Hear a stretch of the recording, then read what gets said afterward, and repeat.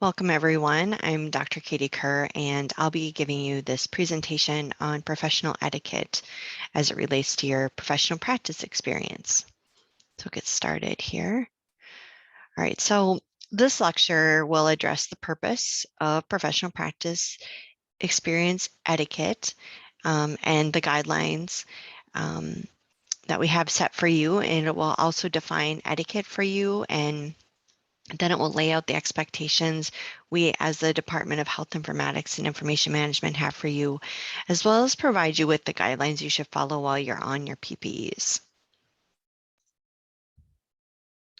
So the purpose of professional etiquette guidelines is to ensure you appropriately represent the College of St. Scholastica and its HIM program by presenting a professional image to the public and professional practice sites at all times by maintaining proper professional practice experience etiquette and a business-like professional appearance. So what is etiquette? So it is defined as a code of behavior that influences expectations for social behavior according to contemporary conventional norms within a society, social class, or group. And so it might sound a little strange to you that we are talking about etiquette for your professional practice experience, but PPE etiquette is nothing more than the behavior and manners which are acceptable at your PPE site. And with many of you doing virtual PPEs, I'm also going to touch on those expectations at the end of this presentation. For some of you, your PPE will be the first time you have ventured forth into the work world beyond the College of St. Scholastica or the other college maybe that you were at prior to joining CSS. And for others, this will be just a new experience and a new setting for you. So people don't expect you to be a student. Rather, they really expect you to act the way that they do as a professional in their line of work. And so the catch is seldom are these rules spelled out for you, and the rules are not the same for any two organizations. So if you don't figure out the rules, you can have a poor experience and a poor evaluation. So it's all pretty ambiguous, right? So what my job is and what my role is today is to kind of help you figure that out, what you need to do, okay? All right, so the next 20 slides, which I apologize right now for the length of this lecture, but the next 20 slides will lay out the guidelines that will help you navigate those unwritten rules and uphold the guidelines we have set for you. So first, it's important for you to know the formal and informal reporting structures within the organization. Once you understand them, please follow them. Okay, so it's important for you to be clear about who you report to and to honor that relationship.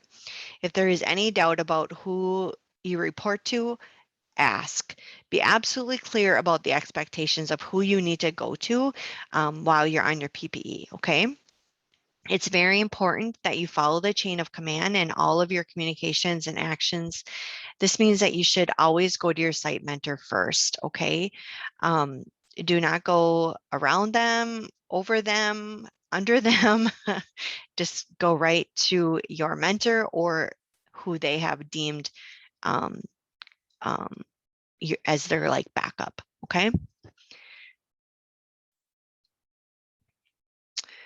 Okay, so let's talk about respecting confidentiality and avoiding office drama, okay? So you can talk about, issues and projects and the work environment, but refrain from talking about patients and people. So it's really important to know and understand the HEMA Code of Ethics as an HIM professional. And the first HEMA Code of Ethics principle is advocate, uphold, and defend the individual's right to privacy and the doctrine of confidentiality in the use and disclosure of information. And if you're not familiar with the HEMA Code of Ethics, it would be really good to review them prior to going out on your PPE. So also, if you have any questions or concerns about privacy or confidentiality while on your PPE, you can always refer back to your HIPAA privacy training within the Brightspace course or talk with your site mentor. Okay, so in regards to gossip about staff and people at the organization, it can get back to people and really end up wind up hurting you.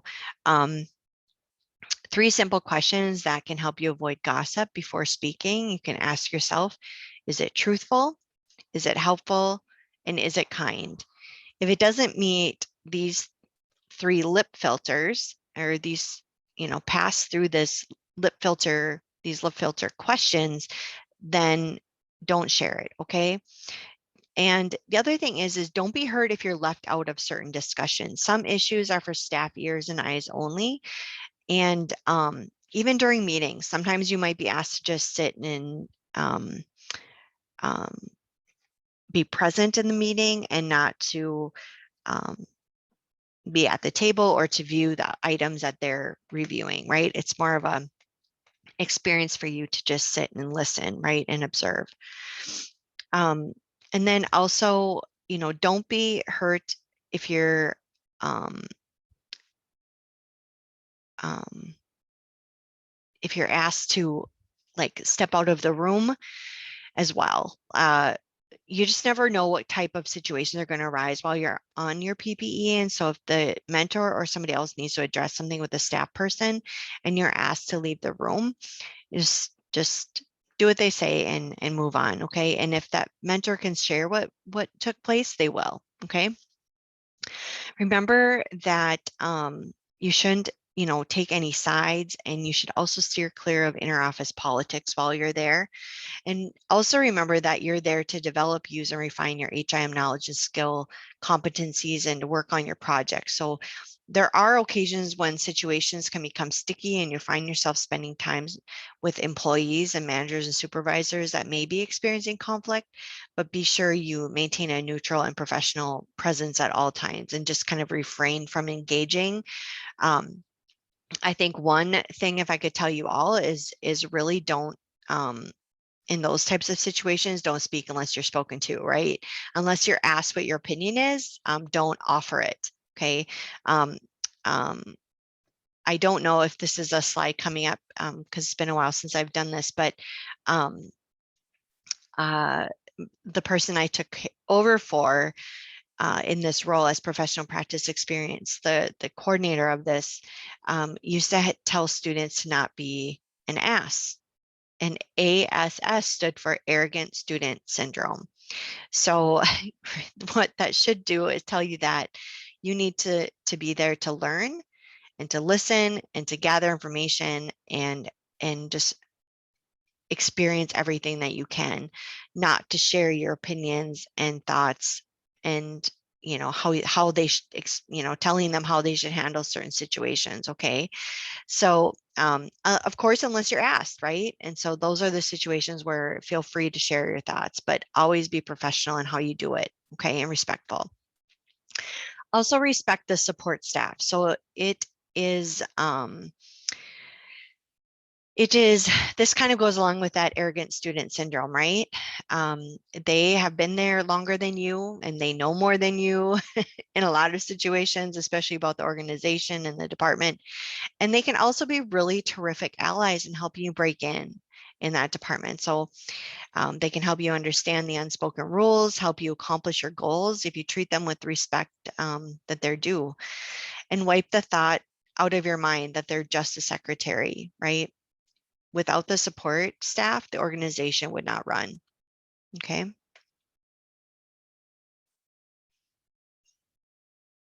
So this is kind of where all of the stuff we've been talking about and discussing in class regarding your attitude is showing book comes into play in your social skills, right? So it's important to learn and understand basic social skills. This might seem rather trivial and you may be thinking to yourself, I have really good social skills. I've been working professionally for a really long time. But this is just really important and something that you should always keep in mind, right? And just if you are one of those people that have been working in a professional setting for a very long time, please just take this as a reminder, okay? We get comfortable in our day-to-day activities and it's easy to forget some of the very basic things. So you may want to go to the library and research professional etiquette online or pattern your behavior after those around you if you have any questions. So introductions and hellos are a great opportunity to connect, literally. So shaking hands. Goodbyes provide the same opportunity. Be sure you have a card to leave if you want to stay connected to that individual, or at least leaving them your email address and and perhaps a resume if that's what you have. So some examples of some of the social skills I'm talking about include not sitting down in someone's office until you're invited to do so, keeping your feet off the furniture, taking your hat off while inside, and remembering that a working lunch meeting is meant to focus on the work and not the lunch. So, that I put in there kind of tongue in cheek, but I think that this is one of those things that's super easy to do. You get caught up eating your delicious lunch that they provided, and you forget about the conversation and aren't paying attention. And next thing you know, somebody asks you a question. So make sure that you're always on your toes and paying attention. It's imperative that you are on time each day and that really that you arrive 5 minutes early, so that you can be there and be ready to go, whether it's arriving 5 minutes early to the site, or for scheduled meetings, to demonstrate your interest and professional responsibility, right? Especially for those of you that are online, checking in 5 to 10 minutes early is not always a bad idea, especially when there may be technical issues or something else that might come up, right? Promptness signals eagerness, responsibility, and your respect for others. So if you're going to be late or absent, you must contact the PPE site mentor directly, or whoever it is that you're working with during that, for that meeting. And so if you need to be absent, you must also notify me, the CSS PPE coordinator, as well, okay? It's also critical that you're attentive during meetings and appear engaged in the topics being discussed. You may be asked during the meeting what your thoughts are, or you may be asked questions by your PPE mentor after the meeting. So it's important that you're able to convey your thoughts or ask additional clarifying questions to demonstrate your interest in learning more about the topic. So those are really great points there to just always, again, be paying attention and to follow up with questions to help convey your interest and to show, if you're walking away in the hallway with your mentor after a meeting, um, asking follow-up questions is a great way to show them that you were listening and paying attention, okay? So it should come as no surprise that taking personal phone calls, texting, looking at social media sites, and surfing the web are ultimate no-nos while you're at your PPE site. So you may not be getting paid, but that doesn't mean you can waste your time at the healthcare organization. So the last thing you want to do is give off the impression that you're more interested in your friends, latest foodie Instagram or Facebook posts than in your learning experience and your project. So please put your phones away and silence them while you're at the site or you're on a meeting, or in a meeting during your virtual PPE. You may use your phone during your lunch and at breaks, but it's not appropriate to text or answer personal phone calls while you're at the site. So lastly, it's also very important to ensure the information on your social media profile is appropriate. So maybe take some time before you start your PPE to kind of go through that and just make sure everything on there is appropriate. Okay. So how can you make a good first impression? So it often starts with your handshake. Your handshake is one of the most important things when making a good first impression. No one wants to shake a flimsy hand. So practice this until you acquire a firm handshake. Now, in the day of COVID, I don't know if the handshake is going to be as common, but prior to COVID, it really was key. So if you find that that is kind of a natural practice at your site, please work on your handshake and take advantage of the opportunities to kind of refine your handshake skills, right? There is I'll provide the PowerPoint for this. So if you wanted to learn a little bit about body language and um, giving a good handshake and things like that, you can click on some of these hyperlinks here. So it's also important to learn how to make introductions and how to introduce yourself to those you don't know.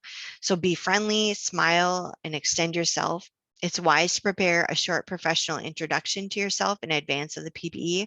This introduction can be used when making initial connections or introducing yourself at a meeting. And these are all part of those important first impressions, which really can earn you points.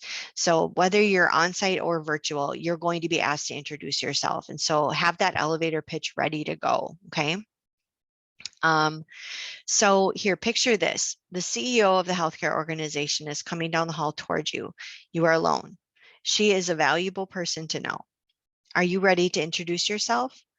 So remember the triple A's: attitude, approach, and appearance. If all three of these are in check, you'll make a good first impression and be able to maintain that good first impression, or that impression, right? And so those are some things to kind of keep in mind. Again, I'll share this PowerPoint so you have access to those hyperlinks. Try to eliminate phrases such as "hey, cool" or "that is awesome," and words like, so like this, like that, and stuff from your vocabulary. So using words and phrases such as those mentioned above at your PPE site will tell people that you're not professional material. Okay, so this is something that is more challenging to do.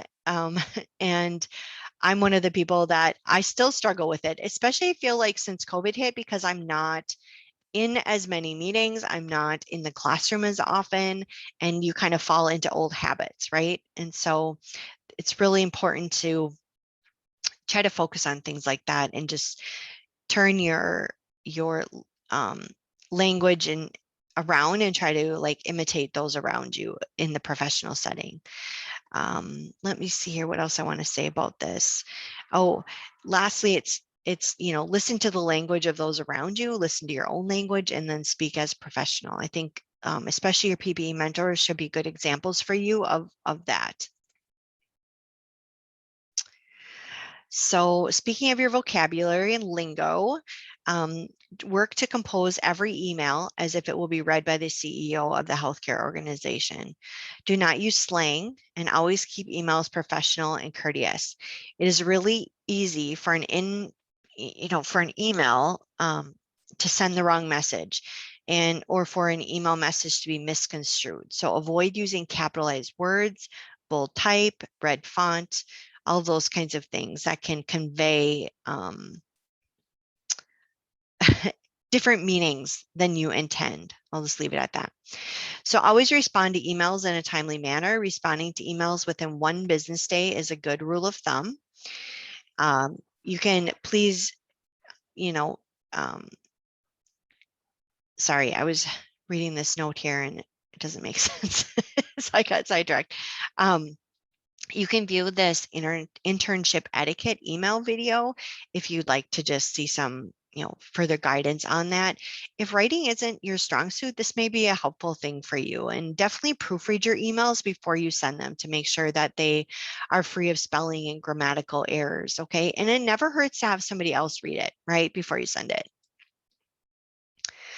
So networking is also an really essential aspect of your PPE. Networking within the organization can lead to future job opportunities and resources. You can make a positive first impression on every staff member you encounter, honestly.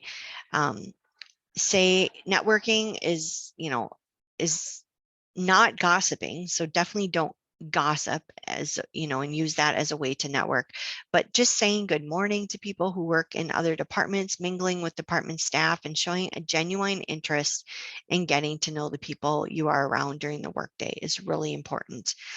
You never know, one of the team members may end up being your future supervisor. At the very least, they may be able to provide you with a good recommendation, right?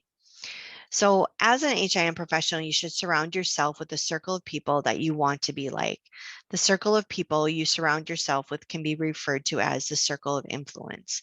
These people and the people you want to connect with should have the integrity you want to display, the ethics you admire and want for yourself, and the intelligence that you respect. So you become who you surround yourself with, and these connections can really lead you to success.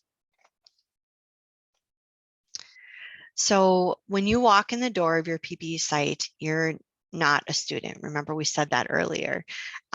So who are you then, right? You're a professional and you need to dress the part. Okay. So it's really important. So when you walk in the door of your PPE site, you need to look and dress in an appropriate manner. Appropriate attire is, of course, different for every organization. One um, thing, I think I have this in here, but one thing I would tell you, if you are going on site, I would dress in a much more professional manner than maybe you typically would. This will, one, set a really good first impression, and two, it'll allow you to kind of look around and see what everybody else is wearing, how they, like their hairstyles, grooming, all those kinds of things. And then you are able to go back and mimic that on your second day. And actually, this next slide is what I was talking about. So business professional attire is what I would recommend you wear your first day of the PPE. So and this is what you would wear if you were going to a career fair or going on an interview, right? So for men, it's a suit, maybe a conservative dress shirt, a tie, shine shoes with matching socks. Women, dark skirts or pantsuit. It says suit, but a pantsuit, a conservative dress shirt, hosiery and pumps, closed toe for sure if you're in a hospital, okay? Um, let's talk about though, like what would be like our baseline expectation at the College of St. Scholastica for our PPE students, and that is business casual attire, okay? So this is kind of like the normal course of your PPE and what we expect. So guys, please don't wear jeans. Of course, we'd like you to wear suit pants or khaki type pants, button down collared shirts. The tie is optional, and a jacket or sweater would be appropriate if you are interested in wearing one. Of course, traditional black or brown shoes with matching socks is also a good thing. Women, classic dress pants, a well-pressed dress shirt or blouse, traditional button-down collared is often appropriate. Make sure you have coordinating closed-toe dress shoes. A skirt or blouse or a dress is also acceptable, of course. And in the hospital setting, it is I don't know if it's as important in an HIM department, but a lot of other departments, you need to have hosiery and closed-toed shoes from an infection control standpoint. So if you're wondering a little bit more about dress code, I have two videos here. One is for women and one is for men, and kind of tells you what not to wear, right? And how to dress as a professional. So here's also kind of a visual for guys. We have this goes for guys and girls. Don't wear perfume. And if you have a strong scented um, lotion or deodorant or something like that. For lotion, just consider maybe not putting it on that day or finding an unscented lotion. And the same would go for deodorant. To find something that's more neutral and unscented is best, just due to like different scent policies that hospitals have, okay? And then for women, these are, to me, they're kind of no-brainers, but I just wanted to show you some of these examples. The one thing I will say about jeans is if you're lucky enough to be at a site that has like um, Friday casual days where they allow you to wear jeans, feel free to wear jeans. That's okay. Even though saying here, I don't want you to wear jeans. If your mentor says it's okay and you participate, then that is just fine. Of course, the jeans should not have holes in them and not be probably skin tight, and be more professional in appearance. Okay. All right. So if you're on site, we will be providing you with a CSS name badge. And so we want you to have that on at all times. This is especially important if the site doesn't give you a name badge. So if they have a name badge, feel free to wear that, but we will be providing you with one as well. Okay. I really want all of you to watch this CBS Evening News on the Road story about thank you notes. It's pretty short, and thank you notes is one of the expectations we have for all of you. So staying in touch with your site mentor and those you met with at the site is really important. So after your PPE has ended, you can, of course, continue to keep in contact with them if you have their email addresses and things like that. Continuing to build those relationships is really important, and I would encourage you to do that. But it's also a really nice gesture to write a personal handwritten thank you note and mail it via snail mail, right, to your PPE site. And so while you're there, it doesn't hurt to ask about mailing addresses and drop. Sometimes they have different ways that they sort mail at the organization. So different drops, mail drops, and things like that. So again, reach out to that secretary of the department and ask them about getting thank you notes to people, or that secretary might be willing to help you on the last day of your PPE and distributing thank you notes to individuals after you've left. Okay, so something to consider, but I really think it's important. It's a nice touch, and yeah.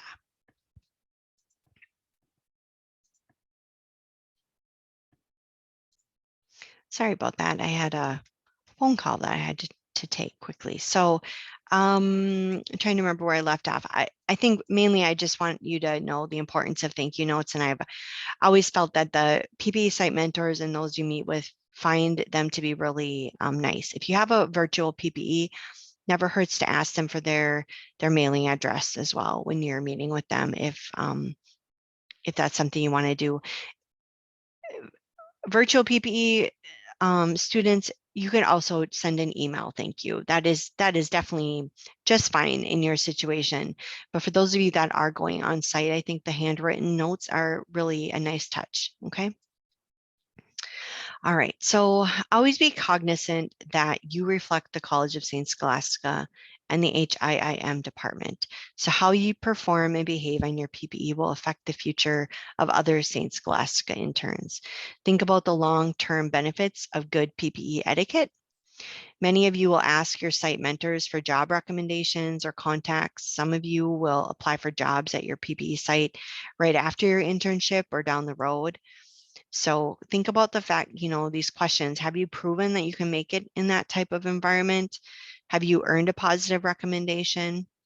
So what you do today and during your PPE can stick with you for a really long time. So make sure that your time at the PPE site and with your mentor counts. Okay. All right. So my next slide is actually for questions. So it's mainly telling you that if you have questions, you can reach out to me via email or call me. But what I want to do is I want to, at this time, share, where is it now? The PPE manual and the expectations I have for virtual PPEs. And just give me 1 second here. I'm getting closer. Here we go. Student resources, virtual placement expectations. Okay, so here are the expectations for virtual placements. This actually, I mean, these should apply to everybody, but just specifically because we have so many virtual PPEs, we wanted to specifically call them out over and above what I just went through. So first of all, living out the Benedictine values of community, respect, hospitality, stewardship, and love of learning. Be respectful while engaging in any online discussions. Prepare and maintain a secure workspace for your PPE hours, being mindful of privacy and security. So consider the visibility of your background and your audio. So right now you're probably hearing cars going past me outside my window. Um, and that is probably not the way to go. And so just like if I was in a work meeting right now with my colleagues and things, I would have my window shut and I would be closing my shades because it's very sunny right now and I would want them to be able to see me. So thinking about all those kinds of things around you are really important. So if possible, you could use a headset or headphones to keep conversations a little bit more private. So if you do have children or a spouse or somebody in the house with you while you're doing your PPE, that they can't hear both sides of the conversation, right? I do have a headset on right now, and I do think it does cut down on outside noise going around. So secure workspace means that it is not accessible to others. So it's important to ensure that others are not walking past your computer screen. Ensure that you are maintaining the confidentiality, privacy, and security of the information you're working with and the conversations you're having at all times. This should go without saying, but I want to make it very clear that expect you to maintain utmost privacy and confidentiality while you're on your PPEs, especially when you're at home. And, if you, try not to print things and have, don't leave your computer up with sensitive information on it. All of those things are really important, okay? During your introductory email, ask the site mentor if there are any specific technology needs that you should be aware of so that you can be ready to start on your first day. Make sure that you stay logged on to your computer and attentive during your scheduled PPE hours. So even if you have free time to work on your project or other PPE tasks, you may be invited to meetings with short notice. And I want you to make every effort you can to attend those, okay? Definitely be on time. I mentioned this earlier. So whether you're joining remotely or in person, on-time attendance is crucial. Close any unneeded applications on your computer to keep the video optimally functioning, and also avoid multitasking. So while I have two computer screens up here and I'm focusing on one because I'm doing this recording, I don't have Facebook or the internet pulled up on my other screen, or I don't have Brightspace pulled up and I'm like not trying to grade at the same time. And so those are things that you really need to pay attention to. And that kind of comes in with like focusing on what you're doing and being attentive and really engaged in the meetings that you're holding. Okay. Close any, oh, I already did that one, sorry. If you need a copy of a document, please ask the person you're working with if they can share a copy, and do not assume that you'll be able to have access, and do not gather images with screen captures. This could be a breach of confidentiality. So even policies and procedures are sometimes kept very close, right? And not shared with others. So make sure that if you want to share a policy in your final PPE report, that you've asked before you do that, right? Okay, so for one-on-one meetings, make sure your video is turned on. We do expect you to have your video on when you're holding meetings, okay? For larger meetings, you may want to check with your mentor for guidance on that, if you should have your camera on or off, okay? We still want you to dress professionally. This means that you need to wear pants too, okay? Not pajama pants. You just never know when you might have to stand up on camera, okay? Keep your audio muted unless you're prepared to talk. That's just good common courtesy. But of course, there's always that person that starts talking and doesn't realize that they're still on mute. So paying attention to that is also really important. Okay. When you're speaking, let others know that you're finished by saying one of these sign-offs. That's all. I'm done. Thank you. That way, everyone knows that you have finished your comments. And then lastly, remember to sign out or leave the meeting when the session is finished. Okay. That way you're not kind of hanging on there. And you never know if they're using the same Zoom link or something, and another meeting starts up and here you are all of a sudden in another meeting, right? So this was a long presentation and lecture, and so I'm going to sign off now, but if you have any questions, don't hesitate to ask, okay?